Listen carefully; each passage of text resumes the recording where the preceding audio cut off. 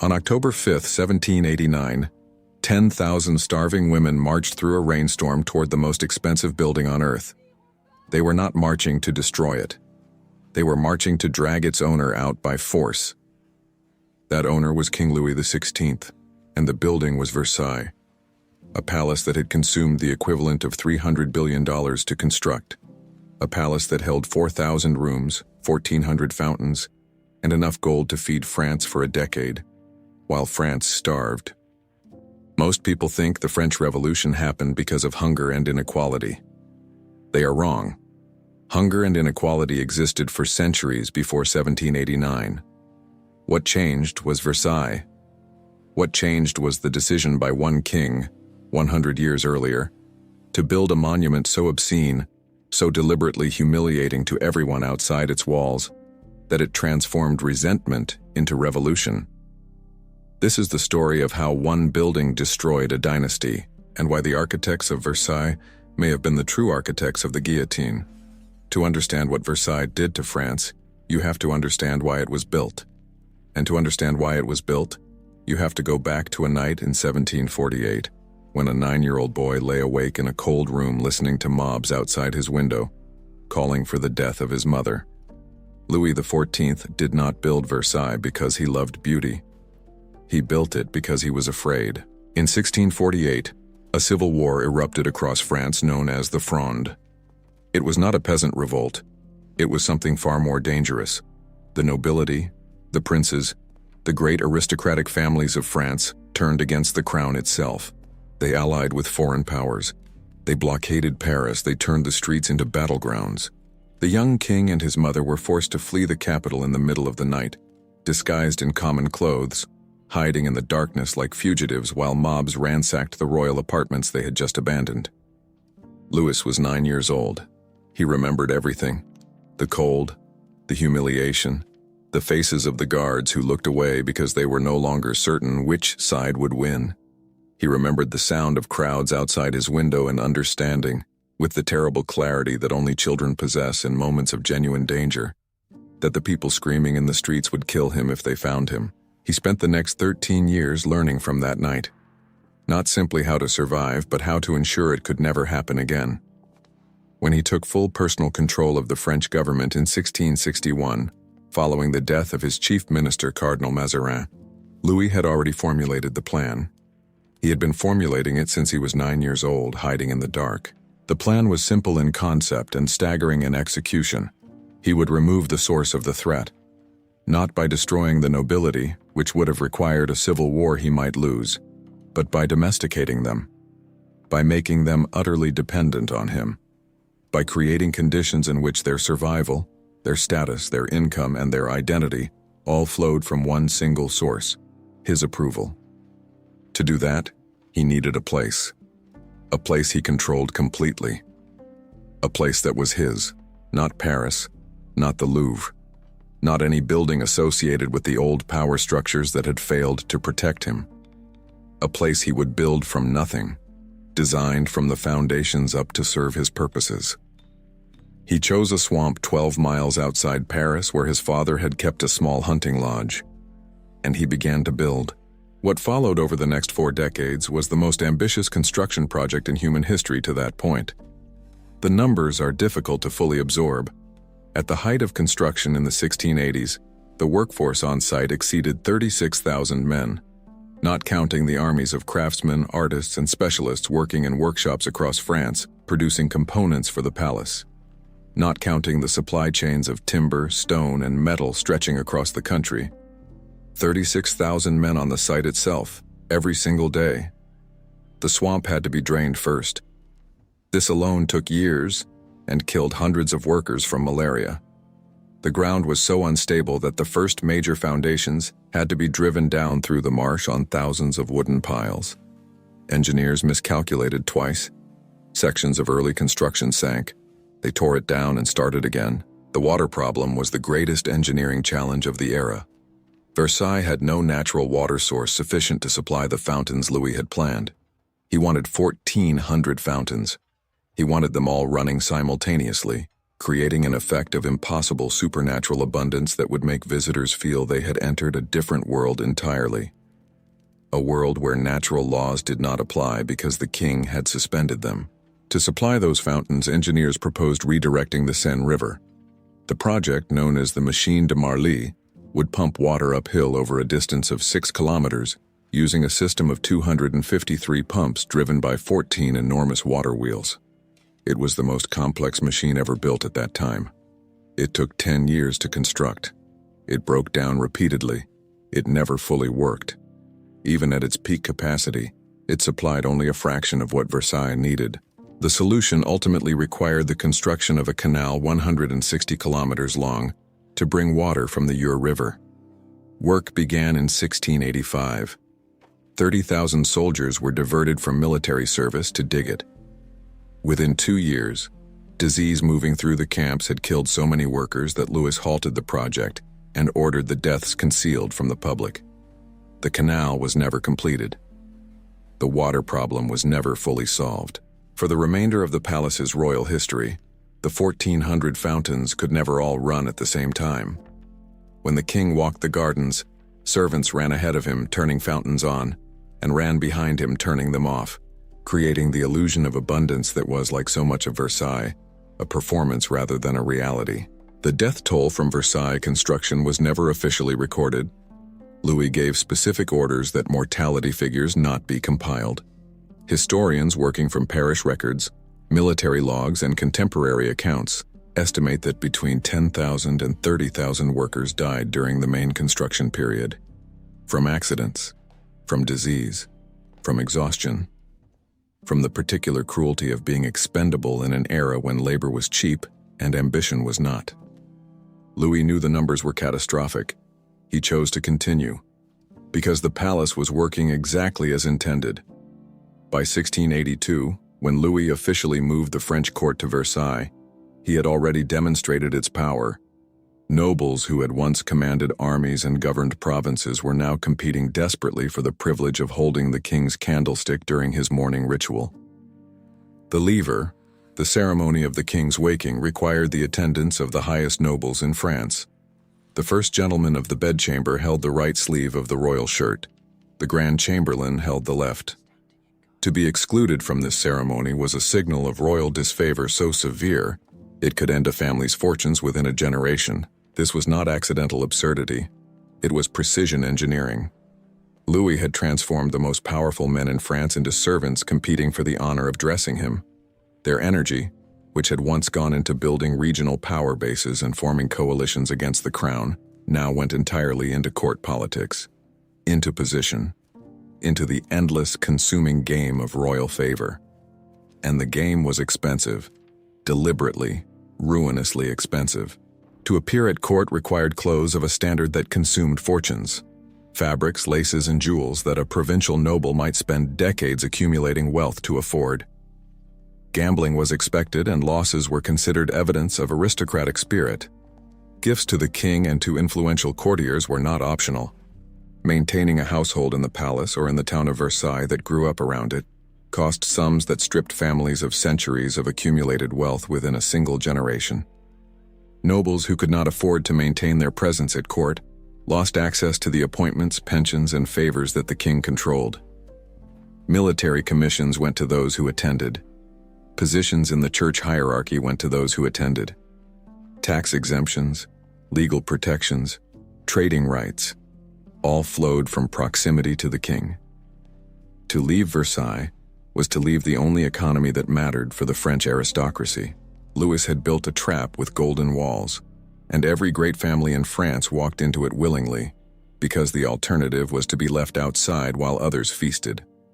For Louis XIV, this system produced 60 years of unbroken royal dominance. He outlived his son. He outlived his grandson. He died in 1715 at the age of 76, having ruled France for 72 years, the longest reign of any major European monarch in history. His system had worked perfectly. The problem was that the system depended entirely on him. Louis XV came to the throne at the age of 5. He was charming, intelligent, and thoroughly unprepared for the weight of what he had inherited. Versailles by 1715 was not simply a palace, it was an obligation. A contract with the French nobility, the French church, and the French public that required constant renewal through spectacle and spending. To reduce the court was to signal weakness. To close the fountains was to admit decline. The performance had to continue regardless of what it cost, because the performance was the power. Louis XV spent lavishly on mistresses, on art, on buildings, and on wars that France could not afford. The War of Austrian Succession drained the treasury. The 7 Years' War, which France lost catastrophically, drained it further. France lost Canada. France lost most of its Indian territories. France lost the first round of its contest with Britain for global empire. And France paid for all of it with debt.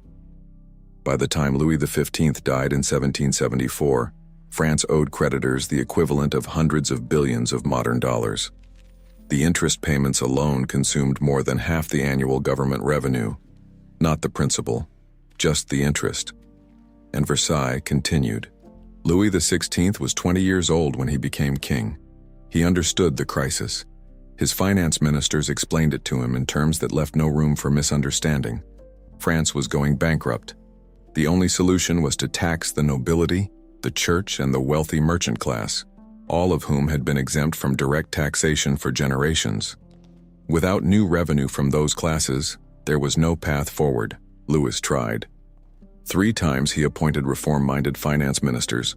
3 times the nobility, using their power in the regional parliaments, blocked every meaningful reform. The system Louis XIV had built to protect the crown had evolved into something that protected only itself. The nobility no longer needed the king's favor as desperately as they once had. They had learned to work the system without him. They blocked taxation of themselves and recommended cutting spending on everything else instead. What could be cut? The army was already understaffed. The roads were deteriorating. The hospitals in Paris were overwhelmed. There was, in truth, only one category of spending large enough to make a meaningful difference, but no one suggested cutting Versailles. Because Versailles was not merely a palace by 1789. It was the symbol of the entire order. To cut Versailles was to admit that the order was failing, and the order, as it understood itself, could not fail. Meanwhile, outside the Golden Gates, France was dying by degrees. The winter of 1788 was the coldest in living memory. The harvest had already failed that summer. By December, rivers were frozen solid across the country. Grain shipments could not move. Mills could not grind. Bread prices tripled, then quadrupled. In Paris, the poorest workers were spending 90% of their wages on bread alone and still not getting enough to eat. Children were dying in the streets. Bodies were found frozen in doorways. The hospitals overflowed and turned patients away. Pamphlets circulated through Paris describing in furious detail the cost of a single night's entertainment at Versailles. The numbers were real, and they were devastating. One evening of fireworks at the palace cost more than a Paris hospital's annual operating budget. Marie Antoinette's personal expenditure on clothes and jewelry in a single year exceeded the total wages paid to 10,000 working families. The Queen's hair, styled in towering constructions that required hours of preparation and small fortunes in powder and accessories, became a symbol of a system that had lost all connection to the reality of the country it governed. The Queen was not uniquely cruel. She was not uniquely stupid. She was a woman who had grown up in the closed world of the European aristocracy and had never been required to understand what lay outside it. She had been sent to France at 14 to marry a man she had never met, in a country whose language she barely spoke, and had adapted to Versailles as best she could. The tragedy was not her character. The tragedy was that the system around her had made it impossible for anyone inside it to see what was coming from outside. When the Estates General convened at Versailles in May of 1789, something unprecedented happened. Representatives of the common people of France, the Third Estate, walked through the gates of the palace and saw it directly for the first time. Not paintings of it, not descriptions of it. The thing itself. They saw the Hall of Mirrors. 357 mirrors reflecting the light of 20,000 candles. A room designed to make the king appear to exist in a world of supernatural abundance. They saw the royal apartments, each object in each room worth more than most of them would earn in a lifetime. They saw the scale of the gardens, the fountains, the endless gilded surfaces, and they thought about the roads they had traveled to get there. Roads full of beggars, towns full of empty workshops and hungry children, villages where people had eaten grass and bark to survive the winter. The contrast did not produce despair. It produced something more dangerous. It produced certainty, the certainty that no negotiation was possible, the certainty that no reform from within this system would ever be sufficient, the certainty that the system itself had to end. When Louis dissolved the Estates General in June, the representatives of the Third Estate refused to leave. They walked to a nearby tennis court, a plain building with no gold and no mirrors, and they swore an oath not to disperse until France had a constitution. The tennis court oath was one of the most consequential moments in modern political history, and it happened because the men who swore it had just spent weeks inside Versailles and understood with absolute clarity that the palace was not compatible with the country it was supposed to govern. The Bastille fell on July 14th. The old fortress was nearly empty, holding only 7 prisoners, but its fall was the signal that the order had changed. Royal troops did not fire on the crowds. Local commanders refused orders. The king's authority was evaporating in real time. But Versailles continued. The court continued. The ceremonies continued. Louis received delegations of revolutionaries in his throne room and made careful promises he had no intention of keeping and no mechanism for enforcing, even if he had intended them. The world outside the palace gates was transforming at extraordinary speed. Inside the gates, the ancient rhythms of court life continued, as if the universe outside had not fundamentally changed. That ended on October 5th. The March of the Women began in the markets of Paris before dawn.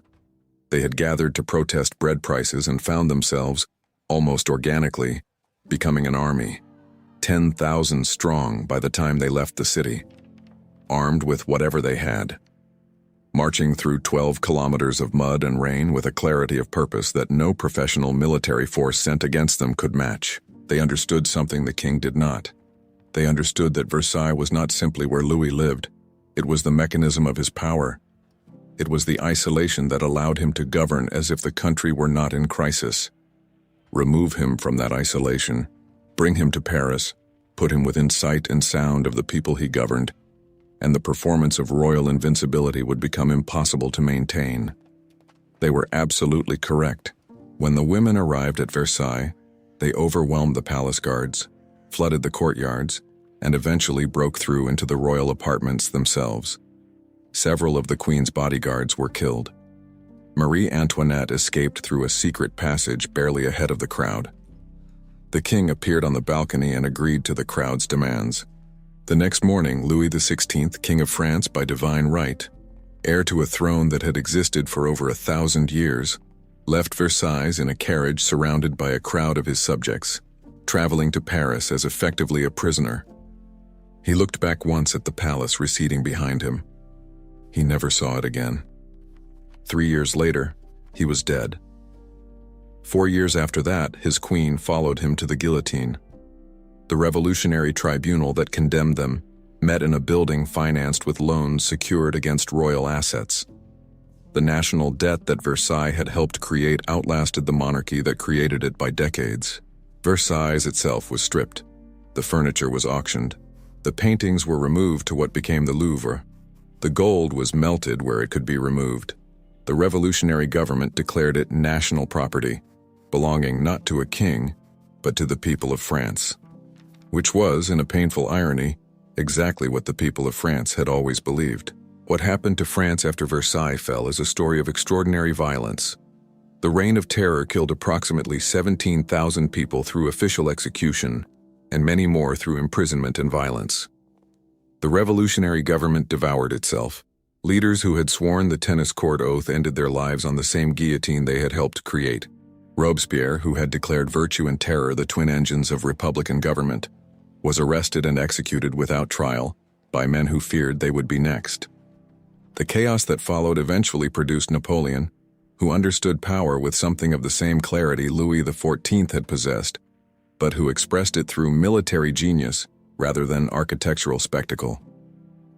Napoleon conquered most of Europe. Then he lost it all. Then he came back. Then he lost again finally, at Waterloo in 1815, 26 years after the Women's March on Versailles. 26 years of revolution, terror, and continental war. Millions dead. The map of Europe redrawn multiple times. The old order of divine right monarchy fatally wounded across the continent, not just in France. All of it traceable, in a straight and unbroken line, to a 9-year-old boy hiding in the dark in 1648, deciding that he would never be afraid again, and building the most beautiful and most destructive building in human history to prove it. There's a question that remains unanswered and perhaps unanswerable. Did Louis XIV know what he was building? Not just a palace, not just a political trap, but a slow catastrophe, a machine that would work perfectly in his hands and fail catastrophically in the hands of his successors, producing a revolution that would erase everything he had created? His letters suggest he understood the risk.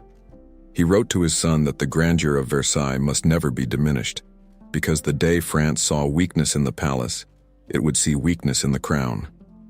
He was describing exactly the mechanism that destroyed his dynasty 100 years after his death. He understood that the performance required total commitment. He understood that partial commitment was worse than none. What he could not guarantee was that his successors would be capable of the total commitment the performance required. He built the trap anyway, because the alternative, a France without Versailles, a France where the nobility retained independent power, a France where the 9-year-old boy in the dark grew up to be a king like all the others, was a France he could not bear to inhabit. He chose grandeur and condemned his great-great-grandson to the guillotine. Whether that choice was a conscious one, whether Louis the Sun King understood at some level the full weight of what he was setting in motion, is the question that history cannot fully answer. What history can answer is what the women of Paris understood on a cold and rainy October morning in 1789. They understood it in their bodies, in their empty stomachs, in the mud on their shoes from 12 kilometers of marching. They understood it in a way that no amount of philosophy or political theory can fully capture. They understood that a building can be a weapon, that beauty, arranged with sufficient deliberateness, can be a form of violence, that the distance between the Hall of Mirrors and a child dying of hunger in the street outside is not merely a distance of space or money. It is a declaration. A statement by those inside to those outside about who matters and who does not. Versailles was that declaration, made in stone and gold and running water and 10,000 candles, maintained for 107 years at a cost that France is still in some ways calculating. The palace still stands. 10 million visitors walk through it every year. They photograph the Hall of Mirrors. They stand in the gardens and look at the fountains. They buy small golden replicas of the palace in the gift shop and carry them home to places Louis XIV never imagined existed. The fountains still run on scheduled days because the cost of running them continuously remains extraordinary. Maintenance of the palace consumes tens of millions of euros annually. The French government funds it as a matter of national heritage, which is correct because Versailles is national heritage in the deepest and most complicated sense. It is the physical record of a choice that changed the world. It is beautiful and terrible in equal measure, and the beauty does not cancel the terror, and the terror does not diminish the beauty. When you stand in the Hall of Mirrors and look at your own reflection, repeated into infinity, in 357 mirrors, you are standing in a room designed to make one man feel like a god. The man is gone. The room remains. The mirrors still work exactly as intended. They show you yourself, smaller than the room, smaller than the ceiling, smaller than the gold, surrounded by reflections that multiply without end. That was always the point. And somewhere, 12 kilometers away in the direction of Paris, in the cold and the rain, 10,000 women are still marching. They have been marching for 235 years, and they are almost here,